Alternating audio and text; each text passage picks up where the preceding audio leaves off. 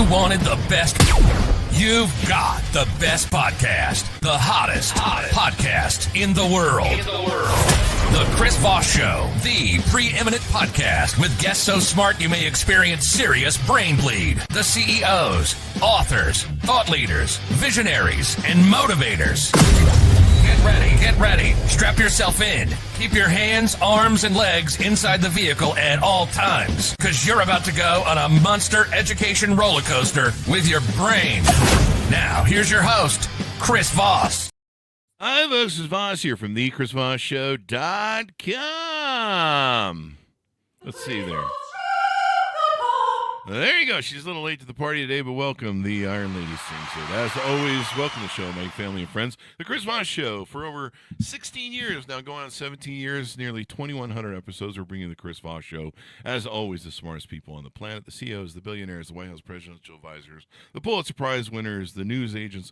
People bring their stories, their education, their knowledge to the show. You guys get 2 to 4 new episodes a weekday. Make sure you tune in and listen to every single one, damn it, or you might miss all the fun comedy and the brilliance of the people that are the guests on the show. I'm just the idiot with the mic, but we just have the smartest people on. Go to goodreads.com/Chris Voss, linkedin.com/Chris Voss, Chris Voss 1 on the TikTokity, and all those crazy places on the internet. Today we'll be talking to a wonderful young lady. Komal Bazaz Smith is the Chief Business Officer of Global Cyber Alliance. We'll be talking to her today. Did I get that right, Miss Smith? Yeah, you did. Komal Bazaz Smith. So good. As long as you don't call me Camel, I'm good. There you go. I'm learning all the new stuff. So give us a 30,000 overview and a .com for you of what you do there.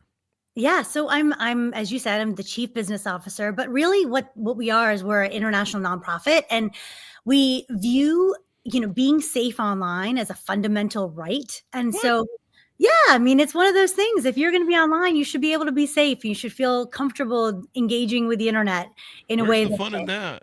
It makes it a lot less fun. I'll be honest with you.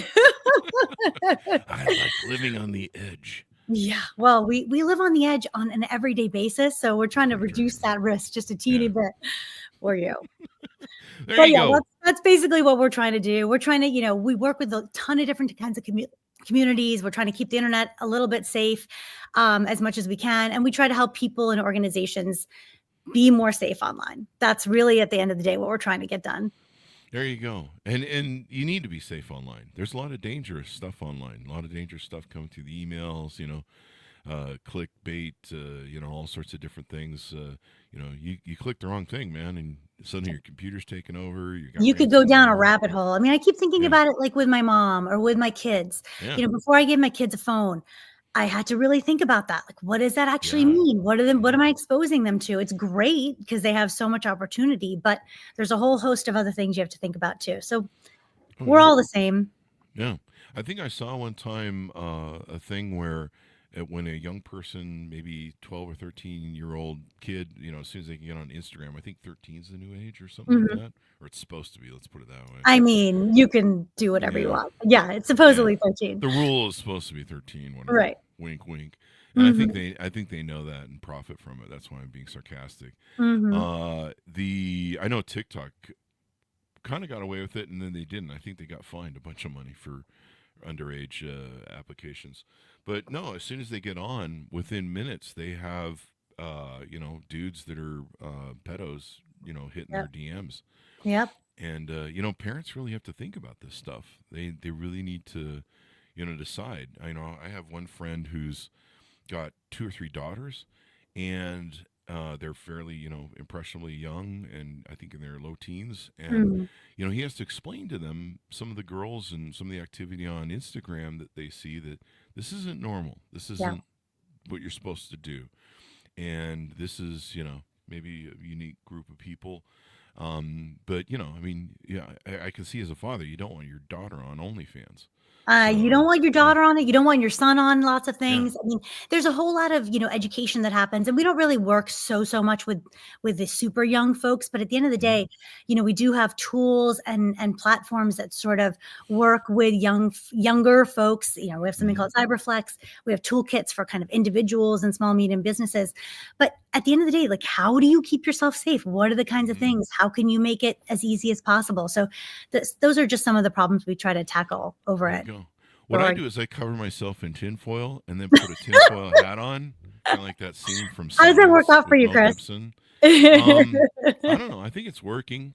I can feel a vibration glow, but I might be sitting close to a magnet, so I'm not sure what that's about.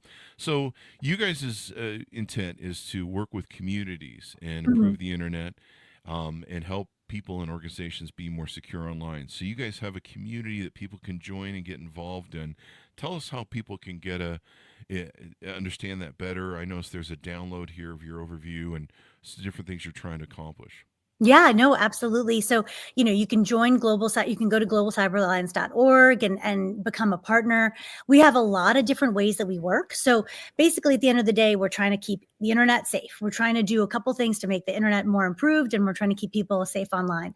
But we do that in 3 different ways. And that's one of the reasons why I loved coming to the Global Cyber Alliance. I am not a cyber geek. I'm not a tech geek in any way, shape, or form. And so I came at this with a very, very different background. I've done business strategy work for 20 plus years, especially kind of in the social impact, the international development, and the innovation space. And one of the things that I loved and why I came to GCA, to Global Cyber Alliance, is because we work at so many different levels. We work with the end users, people like yourselves, small businesses, journalists, to help them kind of keep them safe. We work with those folks that you don't really know all that well, like people that own networks and internet infrastructure operators. But these are the ones that kind of have so much sway in terms of what happens on the internet every day. And then we work even at the ecosystem level, where we're really working with like governments and businesses and, philanthropies that have a whole host of incentive to kind of make sure that the internet is safe.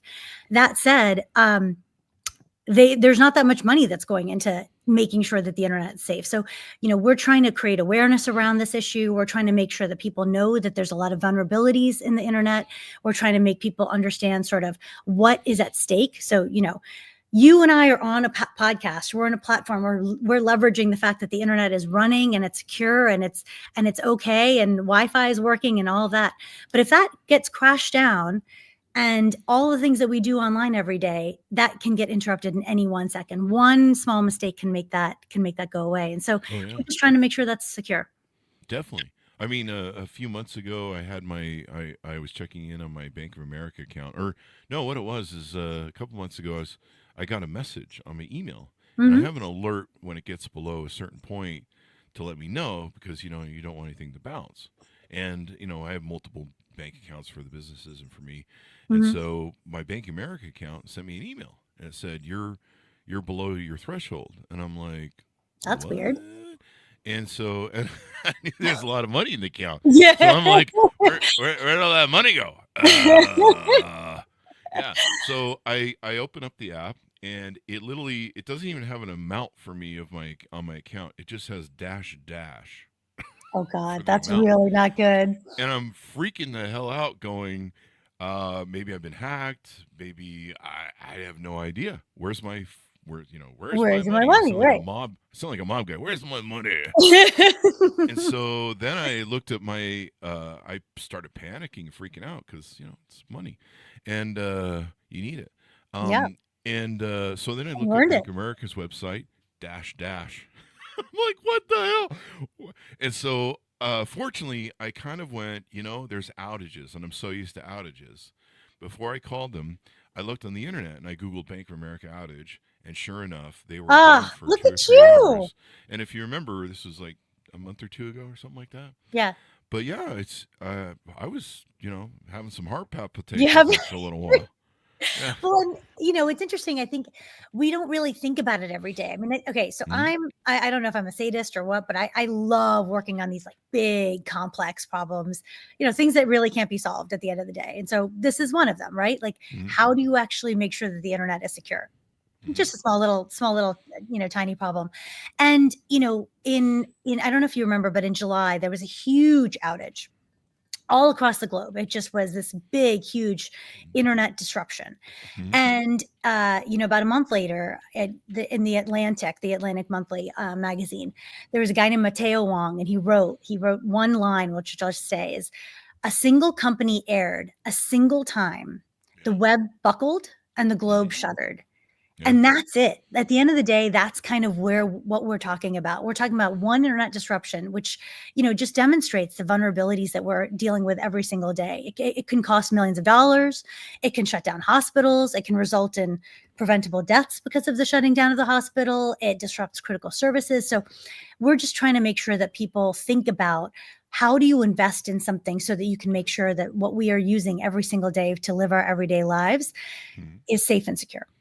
I believe it was a CDN provider, a content delivery network, right? That caused that outage. That global outage? We're friends with them, and anybody can make a mistake. So it was, Sure. it was CrowdStrike, but it was a big outage, and they do amazing work, but it can happen to anyone. Yeah. And I mean, it's wild. We've done promotions for South by Southwest, and we'll be promoting, I don't know, some website or something, and somebody will be like, "Hey, we're going to push some cool things for South by Southwest," and somebody will push something that was supposed to stay in the sandbox as a test case to the public front side. Yep. And we're like recruiting people to go to their website, and we're like, "Did you know your website's down?" Because the people we're telling, they're like, they can't sign up. I can't actually do the thing. And we're at South by Southwest. And they're like, somebody pushed something. And you never crazy. know. I mean, and that's the thing. And look, at the end of the day, I mean, some of this is just window dressing. I mean, sure, it's fun to be able to access a podcast and things like that, but many people rely on this for their everyday livelihoods. Yeah. This is a big deal. Yeah, I mean, the Chris Voss Show is a business online. You can't go to an office on 4th of May to see us, and it didn't used to be that way. I built most of my companies in the brick and mortar era, so I know the severe difference. When did it turn for you? When did you become totally digital, Chris? We adopted early on. I mean, I was on during the days of Prodigy and CompuServe. Oh wow, Did I just CompuServe, date right? myself as how old I was? Hey, I remember CompuServe. I'll never forget when we graduated from 300 baud to 1200 baud, and that's download speed, folks. But that was it's very different than what you would think of 1200 now. I don't know. Well, I always tell my kids I date myself because when my husband and I first met each other, this was back in the days of it was in the 90s, and I was the first class to get email automatically. And so, people gape at that. They're like, what do you mean you didn't have email before? And that's how people started communicating. You'd have the internet, you'd have to dial it up, and you'd have the little Telnet Godzilla. Little screaming. That's right. Exactly. But but it's funny. I mean, nowadays we think of it as so seamless, and some of the threats that we're starting to see in these coming years is, the threats are evolving. They're becoming more sophisticated. We're seeing that, the things that I used to tell my mom and my kids to watch out for, I can't even tell them to watch out for anymore because it's so advanced and sophisticated.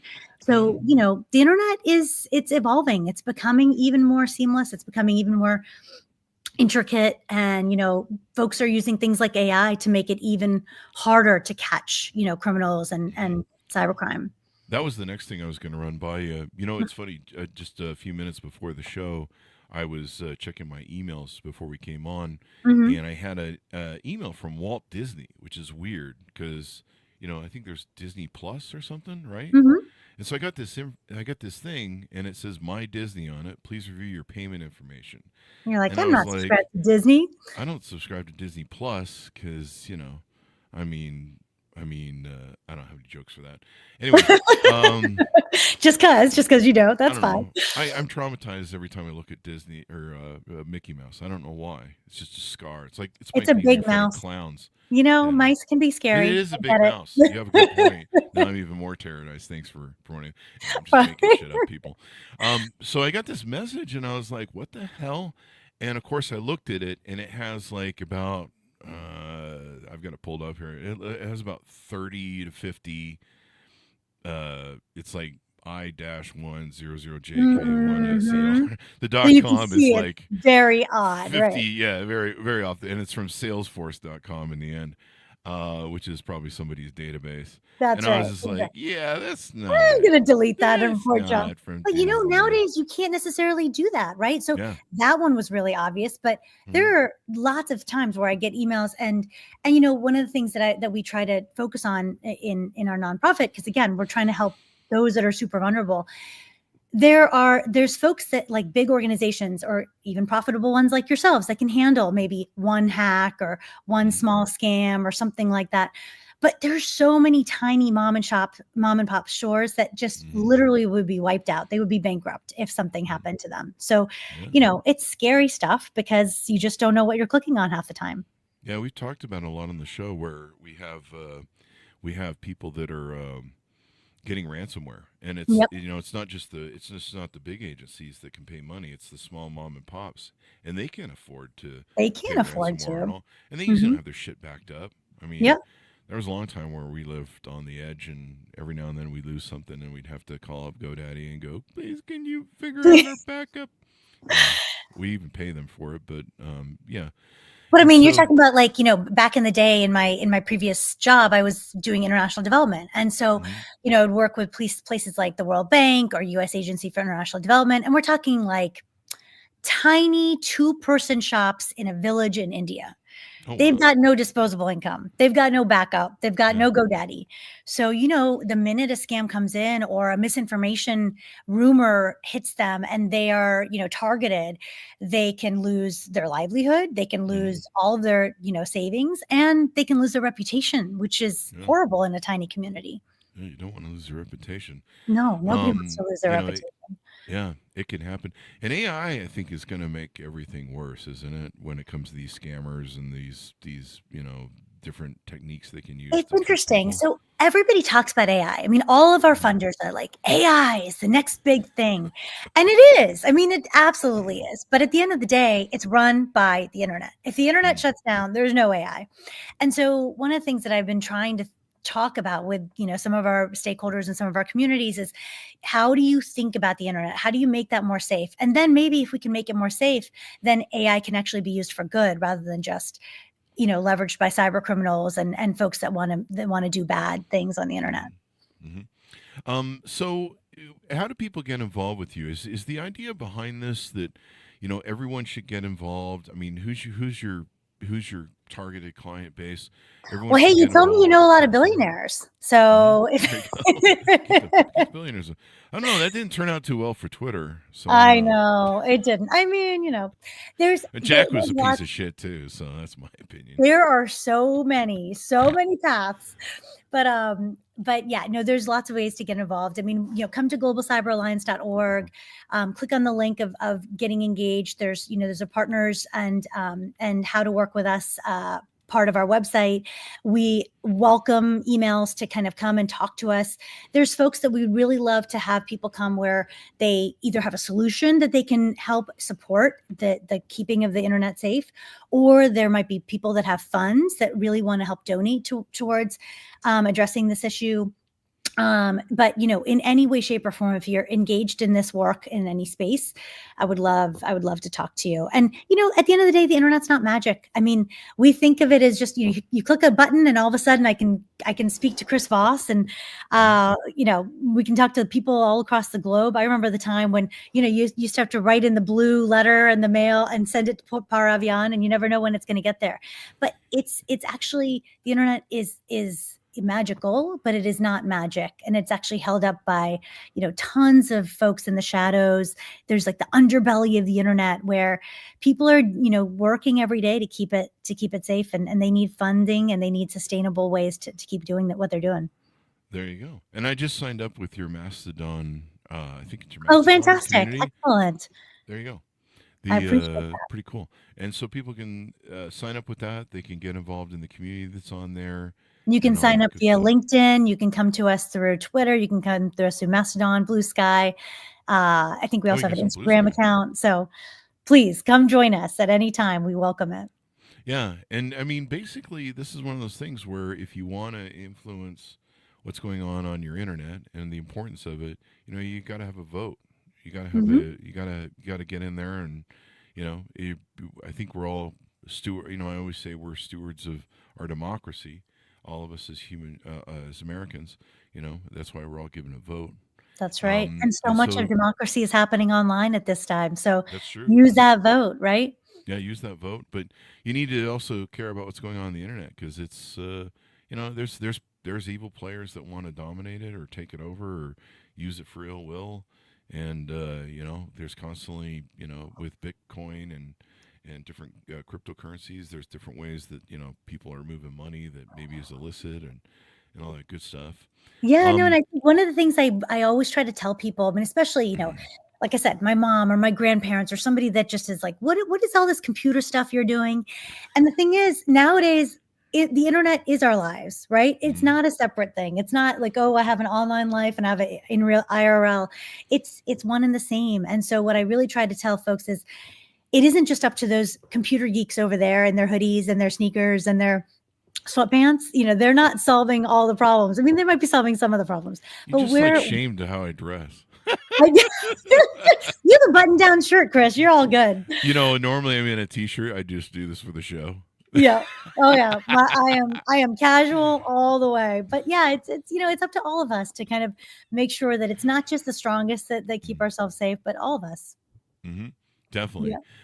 Tell us about the thing that you have is the Common Good Cyber Initiative. What Yeah. what what does that mean, and why is it critical in securing digital future? So it's a lot about what we were just talking about. Mm-hmm.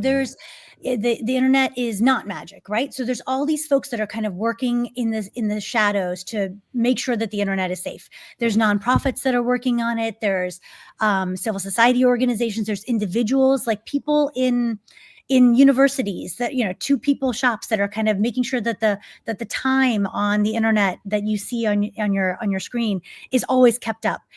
These are folks that just do it out of the goodness of their heart because they want to make sure the internet remains the way it is currently. Mm-hmm. But none of us have funds. Yeah. We're all doing it on our volunteer time. We're trying to kind of hustle and get as much money as we can so that we can kind of keep doing what we're doing and so that the internet doesn't buckle. And the Common Good Initiative is really trying to help sustain all of those organizations that are doing those everyday things to keep the internet secure. Yeah. Definitely important, because security is everything. I mean, I mean, we if need you're to not care about it. safe, then how do you live life, right? Do We we talk about it physically, but it's physically and internet wise, it's pretty tough. It's pretty tough to live life. Mm-hmm. Do you and our brands are online. Like, everyone's a brand now. Every human being Mhm. is a brand. I'm not a brand. And You're a bit more of a brand than I I'm already am. I sell myself for money online. Go to onlyfans.com/Chris Voss sells himself online. No, if you Google that, there's something wrong with you. I'm not Googling No that. one wants to see my OnlyFans. But no, I mean, there's so much business that transacts now. Most people's Mhm. businesses are set up online, That's right. and their placard to put out for what they do and how they do it. I mean, you'd have a global wipeout of an economy if the internet ever went down, It really. literally is. So I Yeah. remember, back in my previous job, as I said, I was doing international development, and I've been in the digital space, and we were trying to kind of get everybody across the U.S. Agency for International Development and other groups that work in the international development space to think, oh, why should I care about this digital stuff? Again, Hmm. computer hackers over there, it doesn't really matter. And then COVID hit. And when COVID hit, and I know we talk a lot about COVID, about how it was so much loss and so much, mental breakdowns and things like this. But actually, what also happened was a lot of stuff was gained. All of a sudden, folks had to learn how to access healthcare online. All of a sudden, people had to figure out how to access schooling online.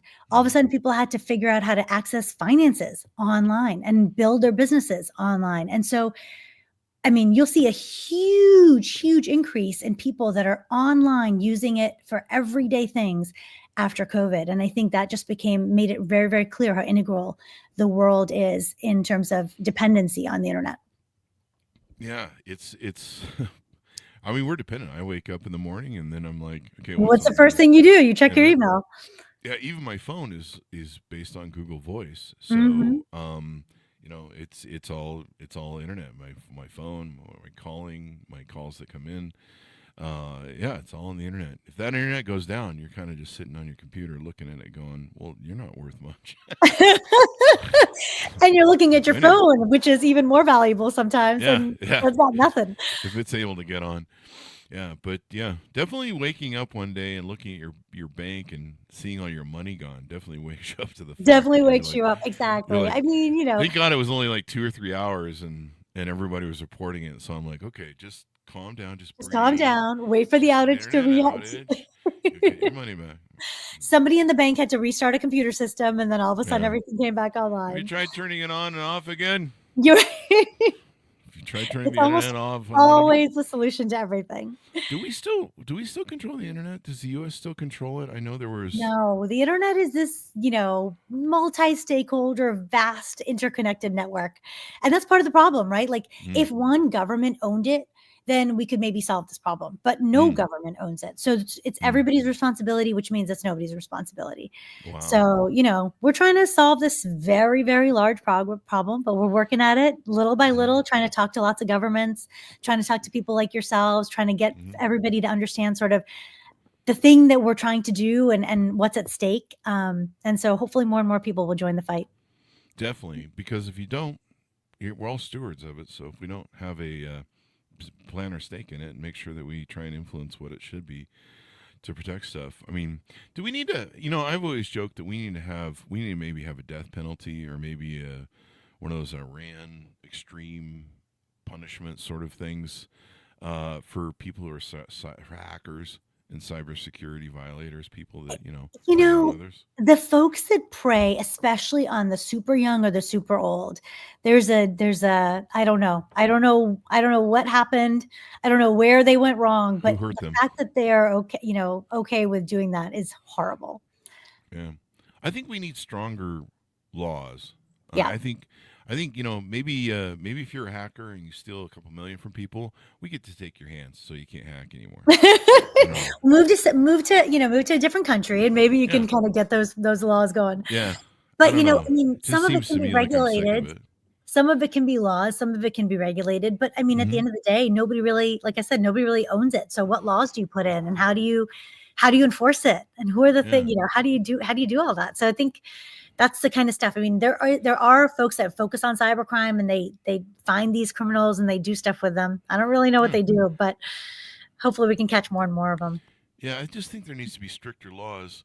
The other thing I think there needs to be, I think there needs to be stricter criminal or civil punishment of companies that are really reckless with people's privacy things. Like it used to be, like I get some sort of email every now and then from this company that Pound PWED or something, and they tell you when your password or your personal information has been discovered on the internet as being in hacker databases because Walmart got hacked or what was the other one? It was the big which one of the big 3 credit bureaus got hacked? Equifax? Oh, I remember that. Yeah. Remember that? Yeah. Yeah, I mean, actually, the government got hacked a number of years ago. I don't remember. I don't know if you remember that, but in 2014, it was a huge scandal where so much security data got leaked. Oh yeah. But I mean, there are like privacy regimes. So I don't know if you know the GDPR in Europe.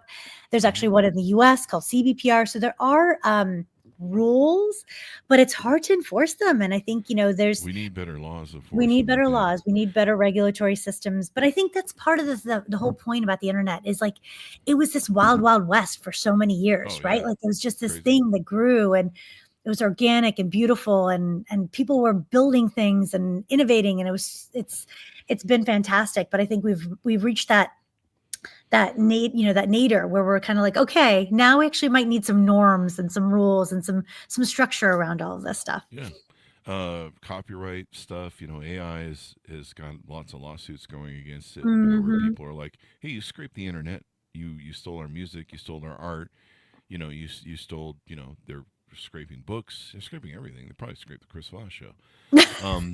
And they put a deep fake on you, so now it doesn't even look like you anymore. Yeah, they're probably that. It probably looks better anyway. That's why I've let it slide. But I'll hear about these companies that they're like, yeah, we had everyone's passwords and private data in a text file that was openly available on the internet. Yeah. I'm like, what? Why was Like it openly available on the somebody internet? should go to jail for 30 days. Somebody should get, $1 million fine. There should be like penalties. And the reason it keeps happening is because there's no of these enforceable penalties. And so I really think there needs to be something like that. I think And they're growing. I think that there's more and more recognition across government. And, these are things that are sort of, people know that this is an issue. People are seeing that this is an issue. And I think they're just kind of catching up to the fact of what exactly do we do about this? How do we handle social media companies? What are the kinds of things we can do where should we regulate? Where should we not regulate? How do we enforce and versus how do we incentivize better behavior? All of that's just getting started. Yeah. And pedophiles too. Like I've been just shocked when Ugh, I'll see some awful. giant bust of these pedophile rings, and they'll have like huge communities, and you'll hear about them in databases, and you're just like, what the effing, It's mind-boggling. Yeah. It's mind-boggling. Yeah. I don't even know how they all exist. All I got to do is figure out how to make sure my kids don't get on there somehow. Exactly. And there's things you don't want your kids learn. Like I always tell kids, pace yourself. Yeah. You can't unlearn things. Yeah. Yeah. Mhm. You got 40 years to pick up some weird fetishes. Just stick with the normal Just don't stuff do when them you yet, start. And please. just pace yourself. Right. You don't want to go right to something crazy from the get go. I don't know what I'm talking about, but I'll let people fill in the blank. What have we talked about what you guys do there that maybe we should make sure and people are aware of? Well, I mean, I think, we've talked about a lot of it. At the end of the day, every single person, we all have a role to play. Make sure you use multi-factor authentication. Make sure you have strong passwords, like all the things that your people say all the time. Keep your software up to date. Make sure to run the devices, the security patches and things like that. But at the end of the day, what we're really trying to do is change behavior and bring all these communities together to really do something big. So, all of those things are important, and they're important for each of us to do on an everyday basis. But we're only one person each. So if we want to do something on a broad collective basis, we've got to work with a broad collective number of people. And I hope that we can get more and more folks to join our cause. And I think Common Good is one example. We do a whole host of other things, but we're trying to address, the internet safety in a wide variety of ways. And I think there's lots of different ways to join up in that. So if you're interested in end user communities, we have a program for that. If you're interested in helping support internet infrastructure owners and network operators, we have a program for that. Or if you're interested in supporting the internet, and the ecosystem of that, we have a program for that. So there's lots of different ways to get engaged.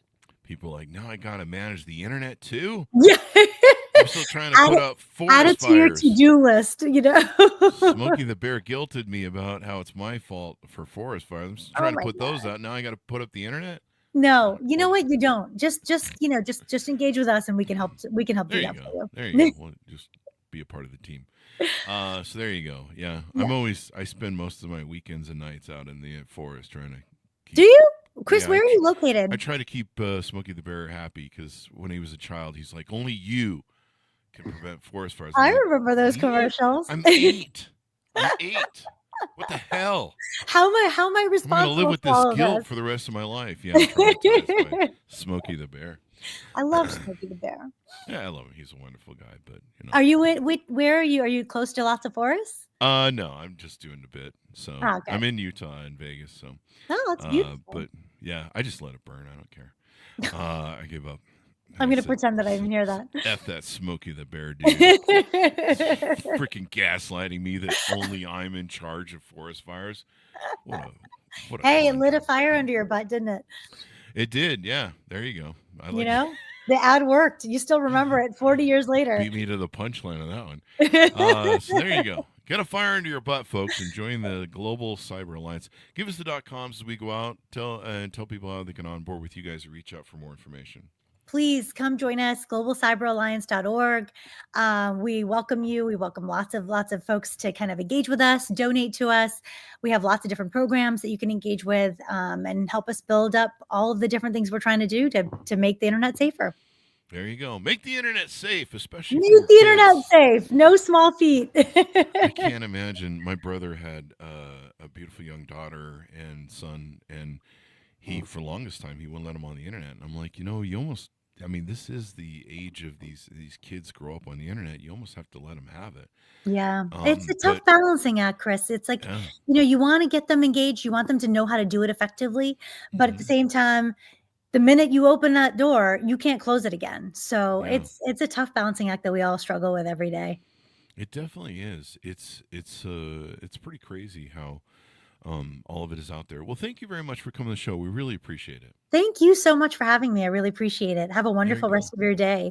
You got it. And thanks so much for tuning in. Go check out Global Cyber Alliance. Get involved with what's going on the internet, because if you don't, the bad people will. So you have to care. That's how the world works. We all have to be stewards of making a better world, a better community, and a safer place for everybody. Thanks so much for tuning in. Go to goodreads.com/Chris Voss, LinkedIn.com/Chris Voss, Chris Voss1 on the TikTokity, and ChrisVossFacebook.com. Thanks for tuning in. Be good to each other. Stay safe, and we'll see you.